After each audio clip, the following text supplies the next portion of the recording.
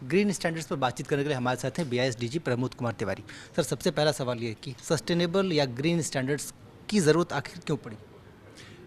Green standards की ज़रूरत तो इसलिए है कि आजकल सभी जानते हैं कि जो हमारा इकोनॉमिक डेवलपमेंट का प्रोसेस है उसको सस्टेनेबल होना चाहिए। मीन्स जो इन्वायरमेंट प्रोटेक्शन के कंसर्न्स हैं और डेवलपमेंट के कंसर्न्स दोनों को देखते हुए आगे बढ़ना है।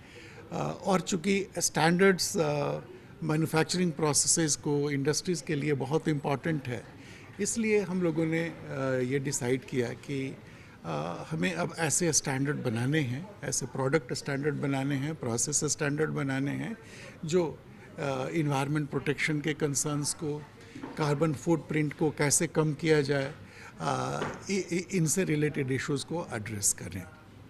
इसमें जब आपने प्रेजेंटेशन दिया था उसमें एक पानी को अलग से इसमें जोड़ा गया है, इसकी ज़रूरत के पीछे कोई विशेष वजह?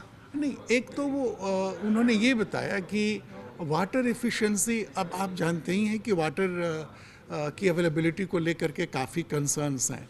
अभी भी हमारे बहुत सारे डिस्ट्रिक्ट्स हैं जिनको हम वाटर डिस्ट्रेस्ड कहते हैं, जहाँ पानी की कमी हो जाती है इरिगेशन के लिए, ड्रिंकिंग वाटर की।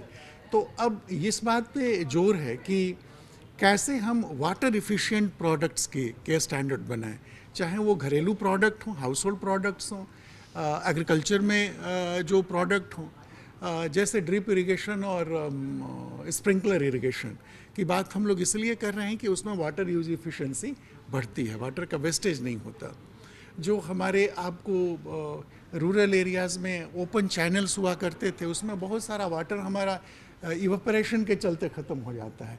तो उसके लिए हमारे अब एग्रोटेक्सटाइल के बहुत सारे प्रोडक्ट स्टैंडर्ड बने हैं जिनसे हम कैसे वाटर के लॉस ऑफ वाटर को प्रिवेंट कर सकते हैं। तो इसी कंटेक्स्ट में वो कह रहे थे कि अब हमारा फोकस कार्बन फुटप्रिंट को कम करने पे भी है और वाटर यूज़ एफिशिएंसी को बढ़ाने पे भी है।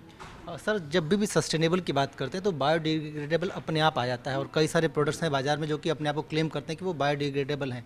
स्टैंडर्ड्स नहीं, तो क्या हम ये माने कि उनका क्लेम जो है बिल्कुल सही है, या उनके लिए किस तरह के स्टैंडर्ड्स? ये प्लास्टिक की बायोडिग्रेडेबिलिटी की बात हो रही थी। हम लोगों ने ये कहा कि अभी पूरी दुनिया में ये रिसर्च चल रहा है, अनुसंधान चल रहा है कि प्लास्टिक एक्चुअली पूरी तरह से बायोडिग्रेडेबल हो सकता है कि नहीं हो सकता है।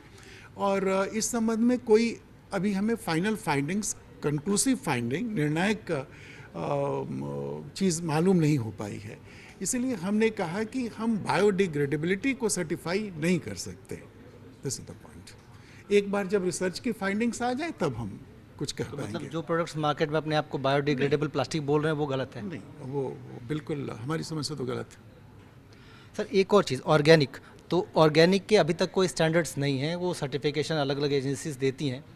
आप एक स्टैंडर्ड बना रहे हैं, उस प्रक्रिया को कैसे समझें? नहीं, ऑर्गेनिक प्रोडक्ट के को सर्टिफाई करने के लिए स्टैंडर्ड नहीं है, ऑर्गेनिक फार्मिंग के प्रोसेस का स्टैंडर्ड है। तो इसलिए वो हमने ये कहा कि कोई प्रोडक्ट ऑर्गेनिक है कि नहीं है हम ये सर्टिफाई नहीं करते, हम ये सर्टिफाई करते हैं कि वो प्रोडक्ट ऑर्गेनिक फार्मिंग के प्रोसेस से बना है कि नहीं बना है, ये चीज़। कुल मिला के आप इस सर्टिफिकेशन के बाद ये कंफर्म हो जाएगा कि आप जो प्रोडक्ट यूज़ कर रहे हैं ऑर्गेनिक के नाम पे वो पूरी तरीके से ऑर्गेनिक प्रक्रिया को फॉलो करता है। ऑर्गेनिक प्रक्रिया को फॉलो करके बना है।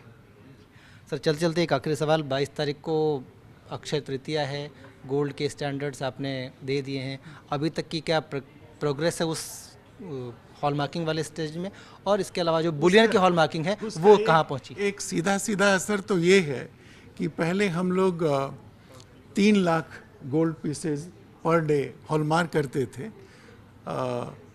मई महीने के, सॉरी मार्च था ना, मार्च महीने के अंतिम जो डेटा मेरे पास अभी याद है, अंतिम तिथि को ये संख्या 10 लाख पहुंच गई थी।